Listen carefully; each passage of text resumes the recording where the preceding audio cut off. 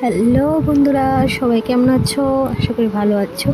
আজকের দিনটা আমার জন্য অনেক স্পেশাল, কিন্তু স্পেশাল দিনে স্পেশাল মানুষটাই বাড়িতে নেই। কিন্তু যাই হোক, মনটাকে সান্ত্বনা দিয়ে আজকের দিনটা আমি উপভোগ করছি, যেহেতু আজকের দিনটা ছিল আমাদের বিবাহ বার্ষিক। হ্যাঁ, এই দিনটাতে ও বাড়িতে নেই, কারণ ওর ডিউটি আছে, চলে গিয়েছে ডিউটিতে।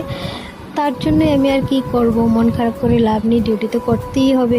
তো আমি এখানে রান্নাবাড়ি করে নিচ্ছি, সকাল সকাল রান্না বসিয়ে দিয়েছি, স্নান টানও শেষ, আমার সব কিছুই শেষ। তো এখানে আমি রান্না করছি, আর আমাকে আমার শাশুড়ি মা এখানে বেটে রেটে দিচ্ছে। আজকে রান্না হবে কারকলের পুর, আরও অনেক কিছু রয়েছে, দেখাবো তোমাদের। তো এখানে কারকলের পুর ভাজছি। তারপর হঠাৎ করে অনেকে বলে না, কখনো ভালোবাসার মানুষকে আলাদা রাখে না, তো তার জন্য হঠাৎ করে ওর বাড়ি আসা, মানে কি কারণে বলতে পারি না। তারপর ও এসে মানে আমাকেও খাইয়ে দিচ্ছে, মানে খুব ভালো লাগলো, ভগবানে হঠাৎ করে পাঠিয়ে দিল আমার কাছে।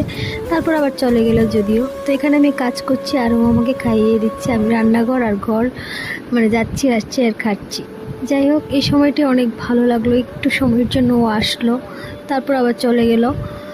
কিছু করার নেই, ভগবানের চেয়েছিল, তার জন্য একটু সময় পেয়েছি। যাই হোক, আজকে এটাই বলবো যে আমাদেরকে আশীর্বাদ করবে যাতে আমরা সবসময় সুখে সংসার করতে পারি, আর সবসময় যাতে ভালো থাকি একসাথে।